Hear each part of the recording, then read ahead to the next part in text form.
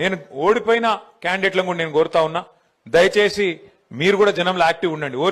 ఓడిపోయినామని చెప్పి బీరిపోకండి, ఓడిపోయినామని చెప్పి దుప్పటి కప్పుకొని ఇంట్లో వండుకోవద్దు. చలికాలం నాకు ఎరికే, కానీ అట్లా అని చెప్పి ఇంట్లో ఉండొద్దు.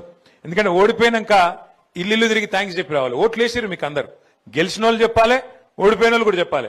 గెలిచిన వాళ్ళు కూడా నేను గెలిచిన కదా, నేను 5 ఏళ్ళు మళ్ళా ఎలక్షన్ కొట్లాడేది లేదు, నాకేందంటే నడవది.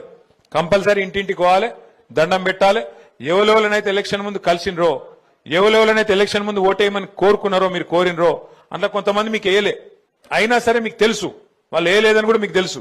అయినా సరే పోవాలి, అయినా సరే పోయి ఒక రౌండ్ దండం పెట్టి వాళ్ళందరికీ కూడా ధన్యవాదాలు చెప్పి నేను మీకు అందుబాటులో ఉంటా, మీకు సేవ చేస్తా, ఏ అవసరం ఉన్నా నాకు చెప్పండి అని చెప్పి అటు గెలిచిన వాళ్ళు ఇటు ఓడిపోయిన వాళ్ళు మన వాళ్ళందరూ కూడా దయచేసి రాబోయే 2-3 రోజులు మరి ప్రజల్లోనే ఉండాలని చెప్పి మనస్ఫూర్తిగా నేను